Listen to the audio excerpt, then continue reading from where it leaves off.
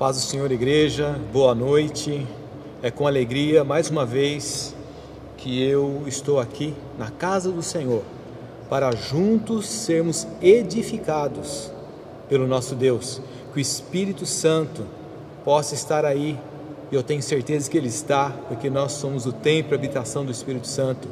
Que Ele esteja nesse momento te ajudando, te capacitando, como Ele está aqui comigo, me ajudando e me capacitando para transmitir a palavra e para você absorver essa palavra e compreendê-la. Amém, queridos? Seja bem-vindo nesse culto, um culto que é para o nosso Deus, para o nosso Senhor. Vamos abrir a palavra aí em Lucas, o Evangelho de Lucas. Lucas, no capítulo 1, no verso 17. Amém? Diz a palavra do Senhor: e irá adiante dele no espírito e virtude de Elias, para converter os corações dos pais aos filhos e os rebeldes à prudência dos justos, com o fim de preparar para o Senhor um povo bem disposto. Vamos orar mais uma vez. Pai, obrigado pela sua maravilhosa palavra, que nos conforta, que nos exorta, que nesta noite, Senhor, mais uma vez, todos nós possamos sair deste lugar, e nós que estamos nos nossos lares, possamos também sermos transformados, impactados por essa palavra. Assim eu oro, crendo a Deus no agir do Espírito Santo. Amém?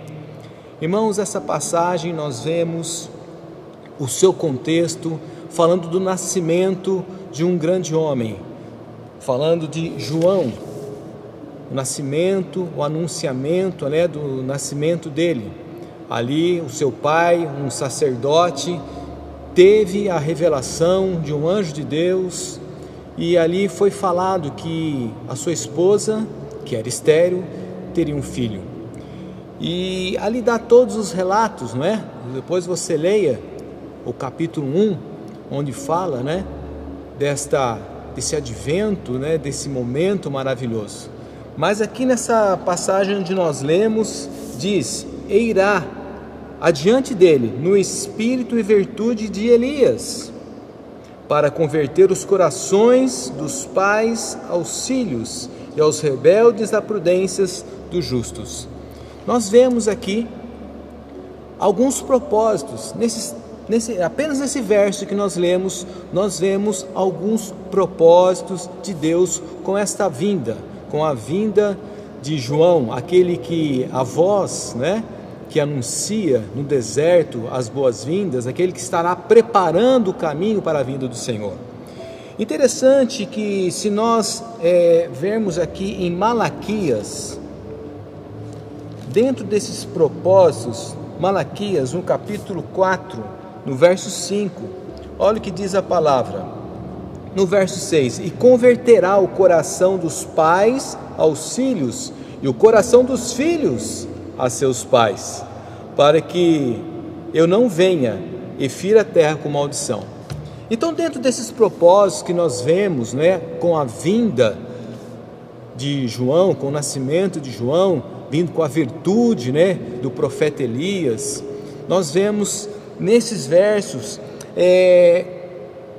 esses propósitos, e o primeiro deles é essa restauração da família. Nós vemos que vem, o espírito de Elias para converter os corações dos pais aos filhos. Em Malaquias nós vemos essa mesma passagem ainda dizendo, dos filhos aos pais. E hoje é comemorado o Dia dos Pais, não é? E Deus nos dá essa palavra, restauração de lares, restauração da família. Um dos propósitos, de Deus estar enviando João Batista para preparar o caminho. O primeiro deles, restauração dos lares, restauração da família. Aquele momento, e até antes, o povo judeu, eles entraram numa apostasia terrível, e eles traziam com eles costumes de outros povos. E um dos costumes era a adoração a Moloque. E Moloque veio dos povos rabínicos, ou melhor, arábicos. Os povos arábicos, eram os costumes deles oferecerem os seus filhos em holocausto. Eles matavam, queimavam seus filhos em oferenda a esse Deus. E os servos de Deus, o povo de Deus, chegou ao ponto de também fazer essas coisas. Vamos aqui em 2 Reis, no capítulo 23, nós vamos ver um momento onde Deus fala, né, que esses homens deveriam parar com isto. Deus levanta ali Josias.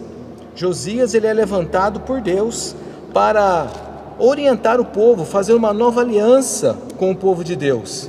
E dentre as coisas que foi levantado era esta, que o altar que tinha, não é, para Moloque deveria ser destruído. Depois você veja aí em 2 Reis, no capítulo 23. Então o Senhor começa a ordenar, isso lá no Antigo Testamento ainda, já estávamos se corrompendo. E nos tempos de Jesus não eram diferentes, porque todos aqueles costumes, o Senhor entrava com a palavra, enviava os profetas, mas o que acontecia? Eles davam com os ombros. E é uma das coisas que nós vamos ver aqui dos exemplos, dos propósitos de Deus com a vinda de João Batista. Que a primeira era a restauração da família, o relacionamento entre pais. Nós sabemos como era difícil na época de Jesus também. Uma certa ocasião, os próprios discípulos de Jesus impediram, tentaram impedir que as crianças se aproximassem do Messias para receber uma oração. Foi mencionado isso no culto pela manhã. Mas nós vemos que Jesus diz o quê? Deixe vir a mim as criancinhas. Dentro da lei, muitas situações de educação para as crianças eram colocadas. Porém, os judeus, eles traziam para a tradição algo muito pesado. Eles ficavam com um fardo, traziam um fardo muito pesado para o povo, que nem eles mesmos conseguiam carregar. Então a tradição trazia para as crianças um peso muito grande. Até hoje, as crianças de tradição judaica, no judaísmo, eles passam a maioridade com 13 anos, as meninas com 12 anos. Então já passa uma responsabilidade de adultos para quem ainda é um pré-adolescente. Então é um fardo muito pesado, isso a tradição traz. Então Jesus, naquela época, ele veio para o quê? Para restaurar a família. Nós sabemos a situação do divórcio. Abra em Mateus, no capítulo 23. Ou melhor, Mateus 19. Estamos aqui falando dessa restauração da família, o propósito de João Batista ter vindo, um deles. Estamos falando do relacionamento da família, pais e filhos, mas também tinha uma situação muito difícil com as mulheres. As mulheres, elas viviam numa situação de indiferença total. E aqui nós vemos uma situação quando os fariseus se aproximam de Jesus e disse: aconteceu que, concluindo Jesus esse discurso, saiu da Galiléia e dirigiu-se aos confins da Judéia, além do Jordão, e seguiram-lhe muita gente e curou ali a muitos. Então chegaram ao pé dele os fariseus, tentando e dizendo-lhe: é lícito ao homem repudiar sua mulher por qualquer motivo? Irmãos, nós estamos falando aqui de restauração de lares, de famílias, e essa igreja foi levantada por Deus com esse propósito, o propósito de restauração. E por isso que Deus traz essa palavra para nós esse dia, não é? Consertar pais e filhos e também a situação conjugal. E aqui Jesus foi confrontado. Ele, porém, respondeu, que é lícito o homem repudiar, ou seja, abandonar a mulher por qualquer coisa. E ele respondeu e disse: não tendes lido que aquele que os fez no princípio macho e fêmea os fez? E disse: portanto deixará o homem pai e mãe e se unirá à sua mulher, e serão dois uma só carne. Assim não são mais dois, mas uma só carne. Portanto, o que Deus ajuntou, não separe o homem. Queridos, é restauração de lar, é relação, as relações familiares precisam estar bem ajustadas. É isso que o Senhor tem, é isso que o Senhor quer para nossas vidas. E foi isso que aconteceu no momento de Jesus, não é? No tempo de Jesus, Jesus que ainda não havia nascido. Estamos falando do nascimento de João. João, ele veio para preparar, não é, a vinda do Messias. Mas aqui nós já vemos qual que era das funções de João, né? Restaurar relacionamentos entre pais e filhos. E também estamos vendo aqui as mulheres, o lar, não é? O casamento. Aqueles homens não ficaram contentes, eles indagaram, mas então por que Moisés criou uma lei dizendo que nós podíamos dar a elas carta de divórcio? Era o que Jesus queria ouvir deles. Jesus disse: olha, por causa da dureza do coração de vocês, por causa da dureza foi permitido isto. Melhor é perdoar. Melhor, amor é isso, irmãos, é se sacrificar um pelo outro. Perdoa. O Senhor quer restaurar relacionamentos nesta noite. Você não está aqui na igreja, você está aí na sua casa, e a sua casa é a extensão da igreja. O lar, o culto começa aí, e Deus está falando com todos nós. Está falando comigo pela segunda vez. É momento de nós vermos a palavra de Deus como ela está aqui colocada para nós e colocarmos em prática. Deus quer restaurar relacionamentos. Mas voltando ali para Lucas, no capítulo 1, fala mais, não é? No capítulo 1, nós vemos que ele diz então, restaurar esse relacionamento entre pais, entre a família, mas também diz aqui dos rebeldes. E os rebeldes, a prudência dos justos. Queridos, nós somos a igreja do Senhor.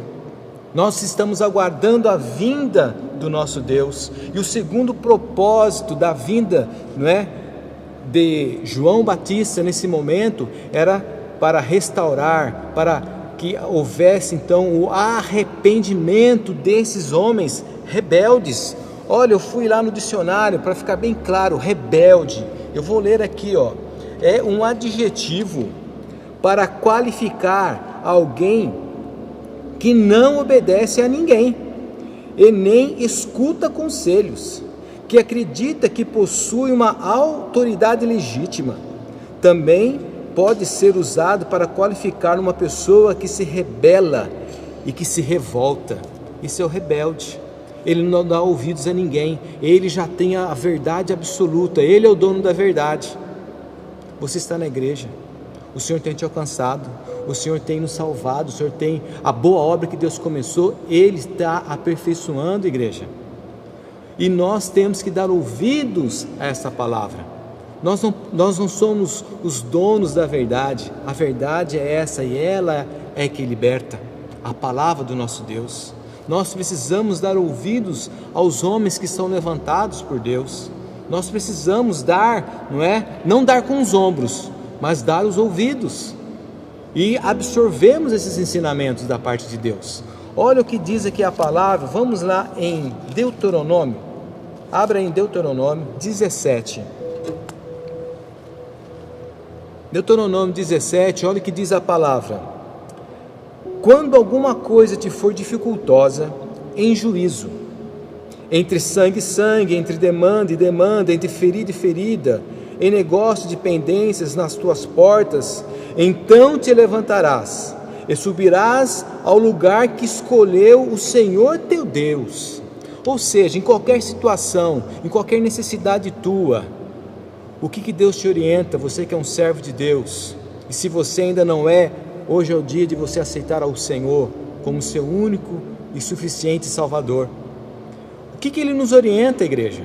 Quando nós precisamos de algo, de uma resposta, mas nós nos dirigimos aos sacerdotes, não é?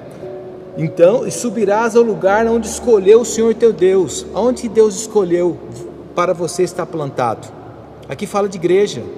O Senhor preparou um lugar para você estar plantado. O Senhor preparou para você um sacerdote. O Senhor preparou para você homens, mulheres que estão dobrando o joelho, se humilhando na presença do Senhor, para trazer a boa palavra para você, para mim. É um dependendo do outro, amém?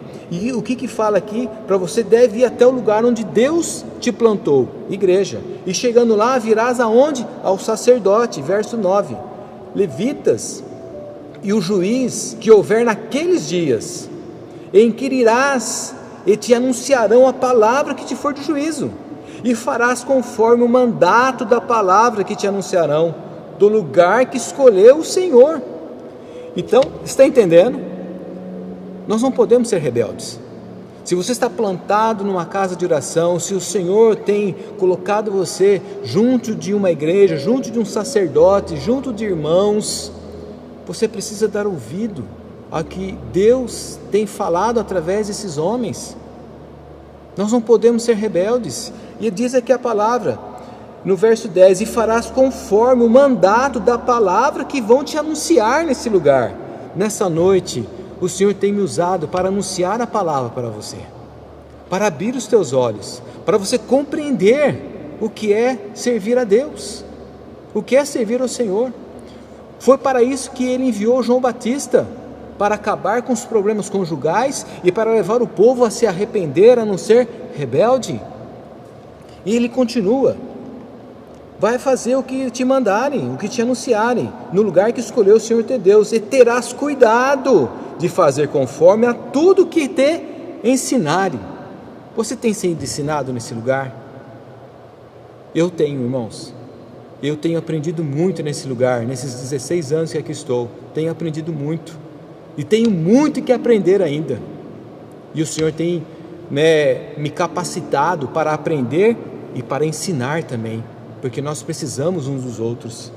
Conforme o mandato da lei que te ensinarem, conforme o juízo que te disserem, farás da palavra que te anunciarem, e não desviarás nem para a direita e nem para a esquerda. O verso 12, o homem, pois, que se houver soberbamente, não dando ouvidos ao sacerdote, que está ali para servir ao Senhor seu Deus, nem ao juiz, o tal homem morrerá. Misericórdia, irmãos, misericórdias. Lembra-se de Judas? Judas estava todo o tempo caminhando com o Senhor, foi um dos discípulos de Cristo. O Senhor sabia o que estava no coração daquele homem. O Senhor Jesus dando oportunidade a todo momento para ele. O Senhor, Ele é amor, Ele é misericórdia, e nesta noite, mais uma vez, Ele está agindo com misericórdia para conosco. Obedeça ao Senhor. Aquilo que falarem para você, que estiver na palavra, obedeça, porque é Deus falando. Tome cuidado com os conselhos de homens. Se alguém te falar, se o sacerdote te falar, se não estiver na palavra, você não precisa brigar com ninguém.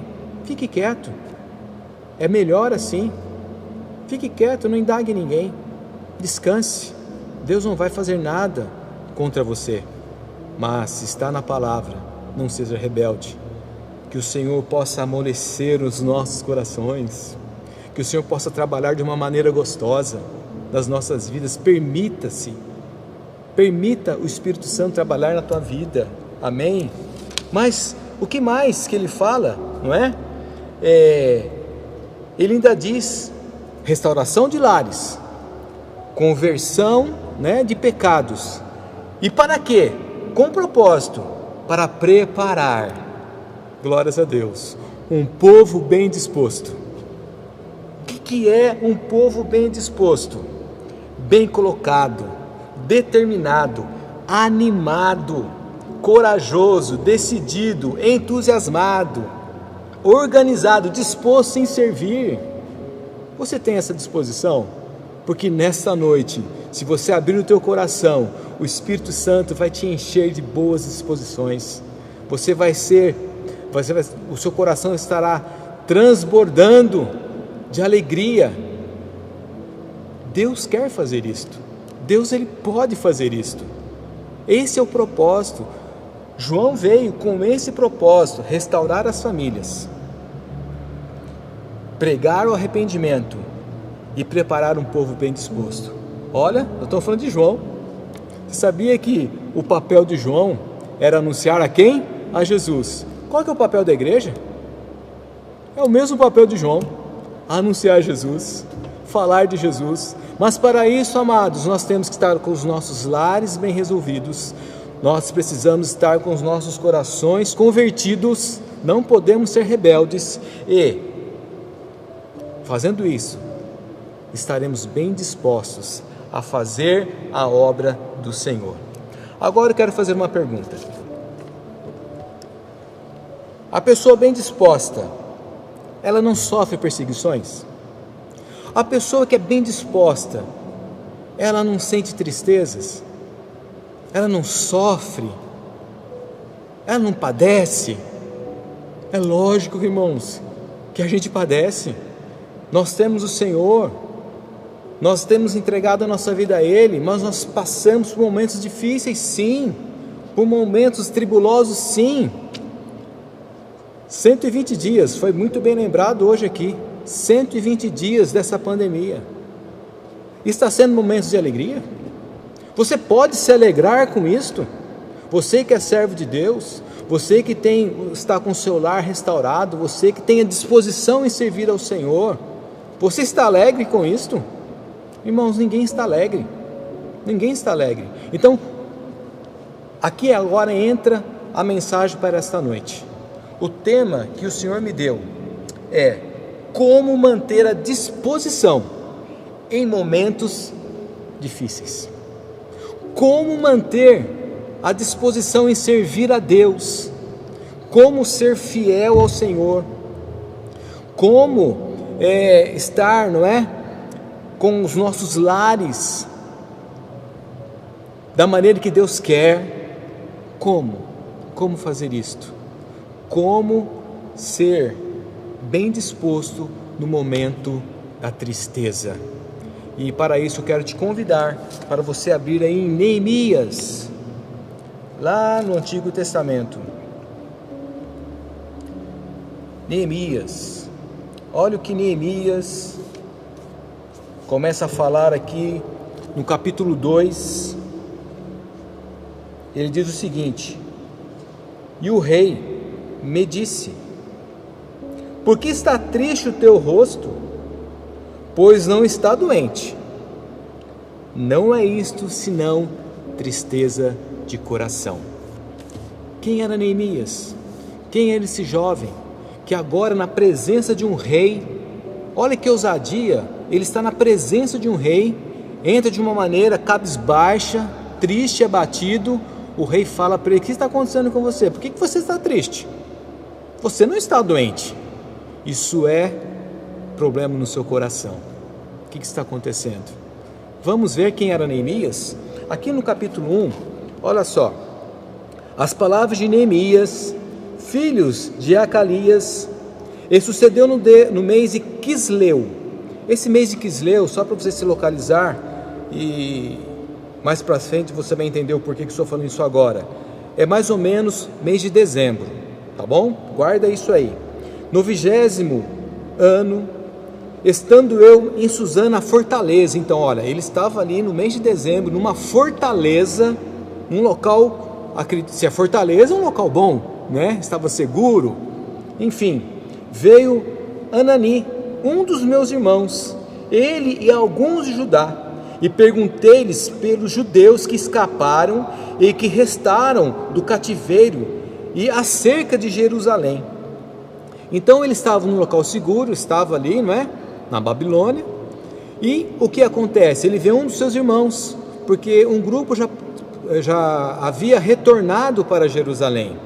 Ciro havia permitido isso. Nós vemos isso no livro de Esdras. Foi permitido o retorno de alguns homens. Zorobabel já tinha voltado, construído ali o templo. Então, mas outros ficaram ainda no cativeiro.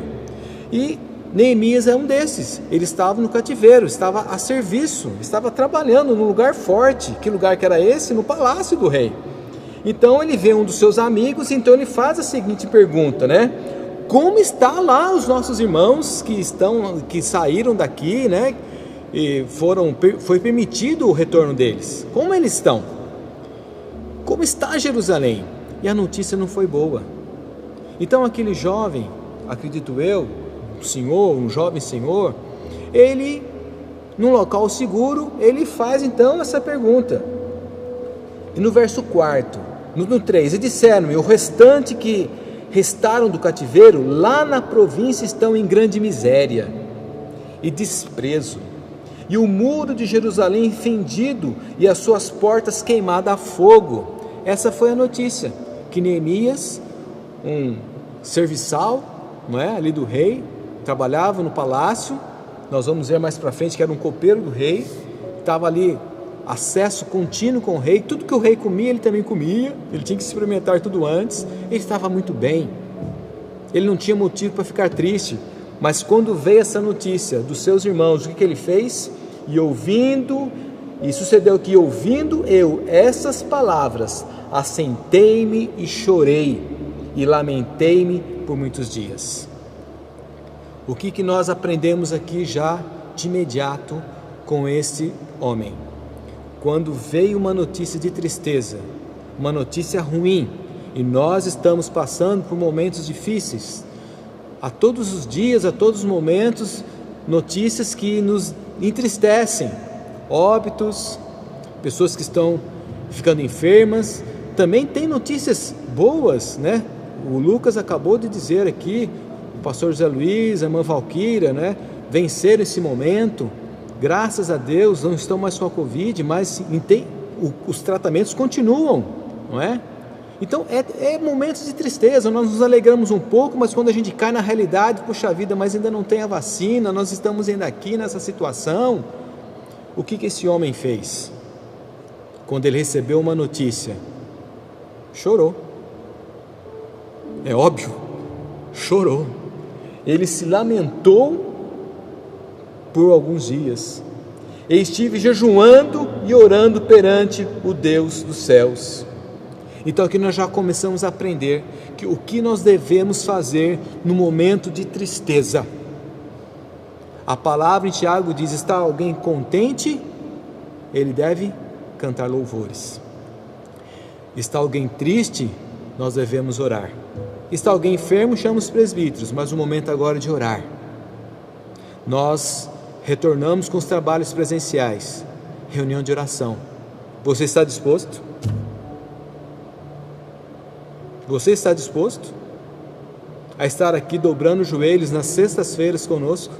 Porque quando nós estamos tristes, a palavra de Deus nos ensina, através aqui de Neemias, o copeiro do rei, que se tornou um grande governador de Jerusalém, dizendo que ele orou, ele lamentou-se por muitos dias. O momento, igreja, é de oração. Ah, mas eu quero voltar, eu não estou com muitas saudades dos louvores. Mas quem que não está?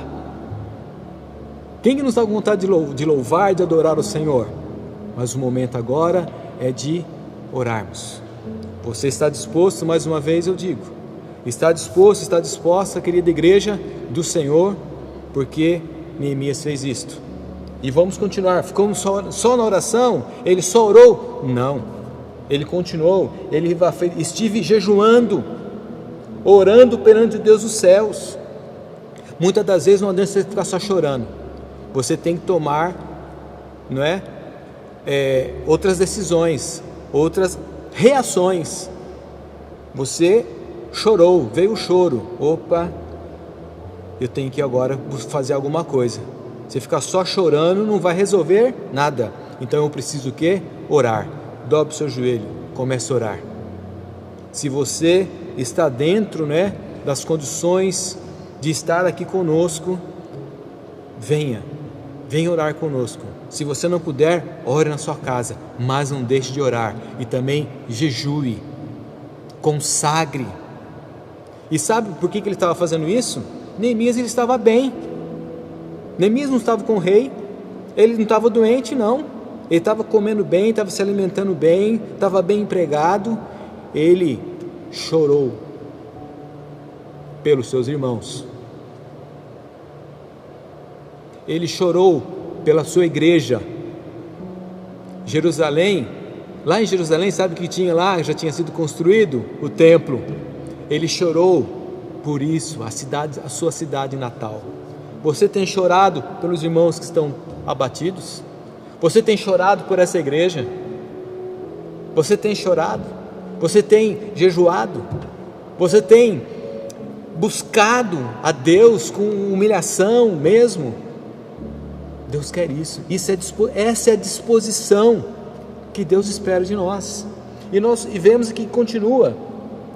No verso 5 nós vemos uma outra reação de Neemias. Ele chorou, ele orou, jejuou, mas ele tem depois um outro passo, vamos colocar assim. Ele começa a confessar pecados. Olha lá no verso 5: e disse: ah, Senhor meu Deus, Deus grande e terrível, que guarda os concertos, a benignidade para com aqueles que te amam e guardam os teus mandamentos. Ele começa a falar: Senhor, tu és um Deus maravilhoso, aqueles que guardam os teus mandamentos, aqueles que são fiéis a ti, Senhor, atente-se a estes. Ele começou a fazer uma oração, não é? Bíblica perante Deus. Olha, a tua palavra diz que o Senhor é um Deus maravilhoso, tremendo, e aqueles que são fiéis, o Senhor honra. Comece a orar e a confessar a grandeza de Deus. Estejam atentos os teus ouvidos e os teus olhos abertos para ouvires a oração do teu servo, que eu hoje faço perante ti de dia e de noite. Pelos filhos de Israel, teus servos, faço confissão de pecados, porque nós pecamos contra ti. Momento de tristeza, ele estava intercedendo. Volto a dizer, Neemias estava numa boa situação, e Deus usou a vida dele, e Deus quer usar a tua vida para você orar, para você clamar. Tenha disposição para isto.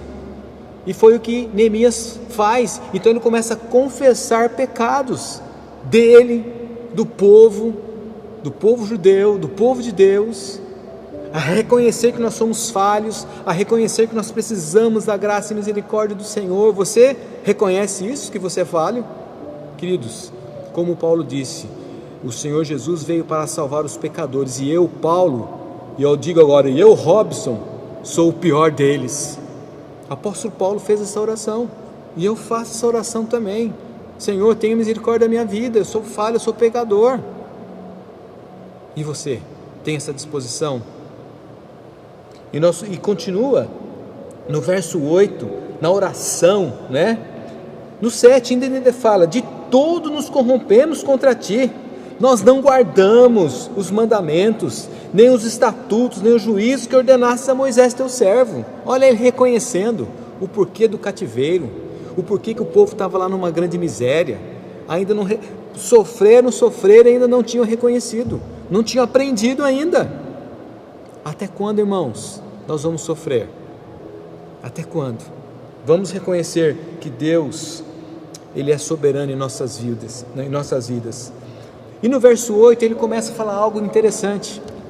Ele começa, não é, a dizer: lembra-te, pois, da palavra que ordenaste a Moisés teu servo, dizendo: vós transgredireis, e eu vos espalharei entre os povos, e vós vos convertereis a mim, e guardareis os meus mandamentos e os fareis. Então, ainda que os vossos rejeitados estejam no cabo do céu, de lá os ajuntarei e os trarei ao lugar que eu tenho escolhido para ali fazer habitar o meu nome.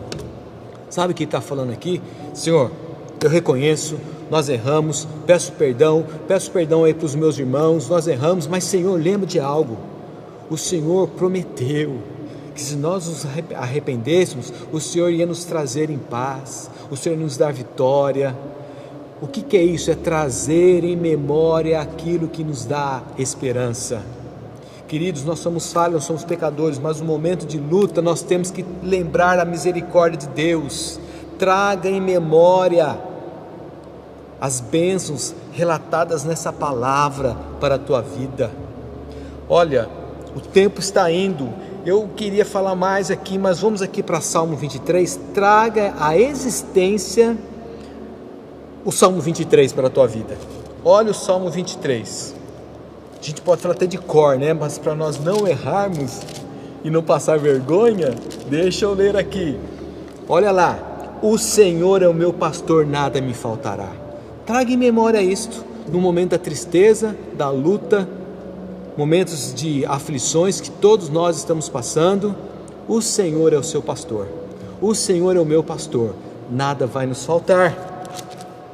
Deitar-me faz em verdes pastos, Ele guia-me mansamente por águas tranquilas. Traga isso em existência para a tua vida nesse momento de tristeza, momento de luto. Não esqueça, o Senhor é conosco, e se Deus é por nós, igreja, quem será contra nós? Nós nos entristecemos porque nós somos falhos, mas nós precisamos olhar para o alto, olhar para cima, porque é de lá que vem o nosso socorro. E continua, Ele refrigera a minha alma. Senhor, eu preciso que o Senhor refrigere a minha alma nesse momento de tristeza. Estou vendo tantos irmãos sendo abatidos, morrendo. Senhor, mas refrigera a alma, refrigera o coração dos familiares. Dê a eles essa esperança, que eles fiquem firmes, que ninguém desanime, que ninguém olhe para trás nesse momento, mas que nós possamos estar sempre olhando para Cristo. Ele é o nosso Deus. Ainda que eu andasse pelo vale da sombra da morte, irmãos, nós estamos andando pelo vale da sombra da morte, sim ou não? Nós estamos, muitos estão passando pelo vale da sombra da morte, e o que o Senhor fala, não é? Ainda que eu passasse por esse momento, eu não vou temer o mal algum, porque tu estás comigo. O Senhor está conosco, igreja. Então, é difícil falar, né? O momento é de tristeza, mas alegre-se no Senhor, porque esse momento ele vai passar, a alegria do Senhor é a nossa força. Neemias também falou isso. E qual é a maneira de nós alegrarmos o coração de Deus para nós nos fortalecermos? É sendo obediente a Ele. Alegre o coração de Deus, seja obediente a Ele, Ele te fortalecerá, e você vai passar esse momento, em nome do Senhor Jesus. Amém? Certamente que a bondade e a misericórdia do Senhor me seguirão todos os dias. Queridos, a bondade, a misericórdia do Senhor, ela tem andado conosco todos os dias. Todos os dias ela tem andado. No capítulo 2 de Neemias, ele toma todas essas decisões. Ele chorou quando ficou sabendo daquela decisão, daquela notícia, da situação que estava, os irmãos em grande miséria em Jerusalém, os muros caídos. Então o que ele fez? Chorou. Mas ele ficou só chorando? Não, ele orou e jejuou. Depois disso ele faz confissão de pecados. Depois disso ele traz em memória as bênçãos de Deus, as promessas de Deus, ele se encoraja. Aqui agora no capítulo 2, o que acontece? Sucedeu, pois, no mês de Nissan. Lembra que eu falei que no capítulo 1, nós falamos do mês Quisleu, que era mais ou menos o mês de dezembro? O mês de Nissan é mais ou menos o mês de março e abril. Então dezembro, ele ficou orando, dezembro, janeiro, fevereiro, março, abril, entre 4 a 5 meses, foi o tempo que ele chorou, jejuou, fez confissão de pecados, que ele trouxe em memória as bênçãos de Deus, as promessas de Deus. Então no capítulo 2, ele entra e começa: no ano 20º do rei Artaxerxes, no mês de Quisã, estava posto vinho diante dele, e eu tomei o vinho e dei ao rei, porém nunca antes estivera triste diante dele. E o rei me disse: por que está triste o teu rosto? Porque não estás doente? Não é isto tristeza de coração? Então temi. Ele temeu muito em grande maneira, e disse ao rei: viva o rei. Irmãos, olha como é importante você orar. Tudo aquilo que já falamos até aqui, como é importante você tomar essas decisões, no momento de tristeza, de uma notícia, de você interceder pelo próximo, orar, fazer confissão de pecados, trazendo em memória as bênçãos de Deus. Deus preparou o momento certo, irmãos, foram 4 a 5 meses, ele naquela ansiedade, naquela expectativa, chegou o momento, ele entra na presença do rei, e naquele dia o rei olha para ele de uma maneira diferente. Eu tenho certeza, o Espírito Santo de Deus cutucou-lhe o rei: olha o meu servo aí, faça menção, por que ele está triste? E ali, irmãos, leia todo esse capítulo, leia todo o capítulo 2, você vai ver o que Deus fez. Deus usou a vida daquele rei, vou resumir aqui, usou a vida daquele homem, tudo o que Neemias precisava para retornar para Jerusalém, para abençoar os irmãos que estavam ali em grande miséria, para restaurar os muros, aquilo que estava causando a tristeza no coração de Neemias.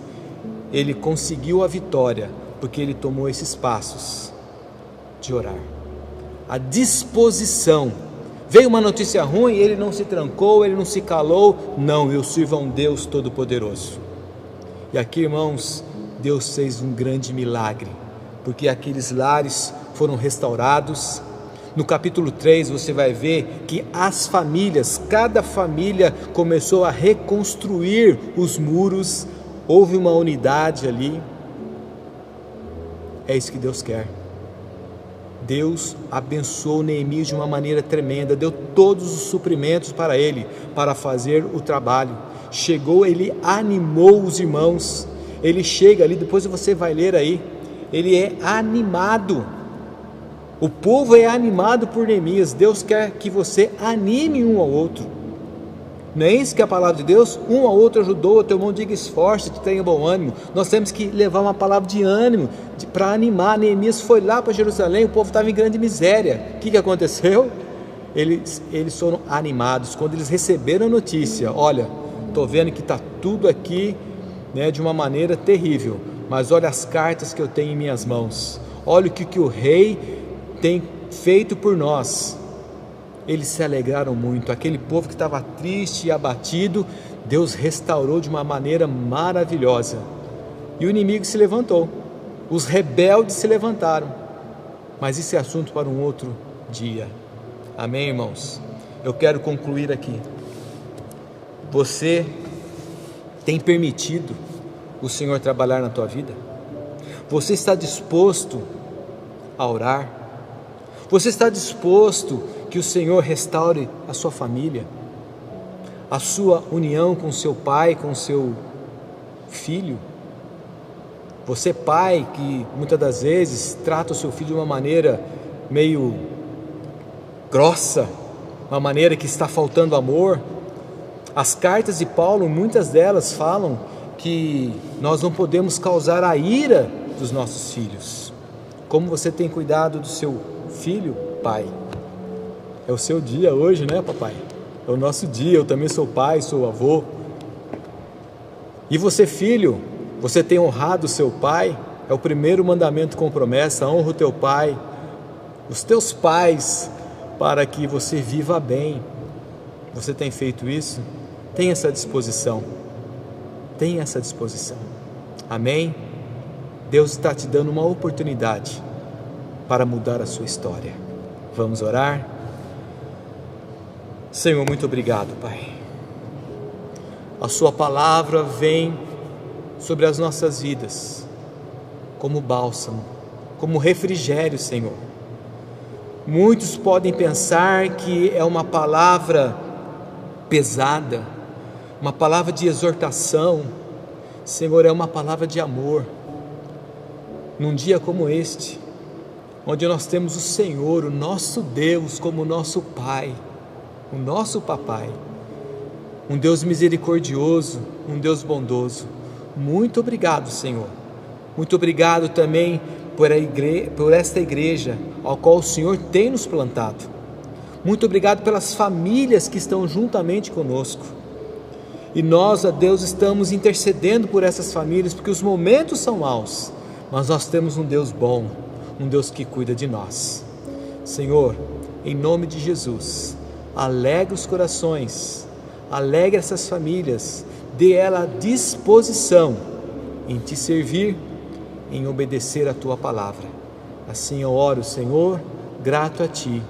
Eu oro em nome do Senhor Jesus. Deus te abençoe, igreja. Deus te abençoe. Fique com Deus.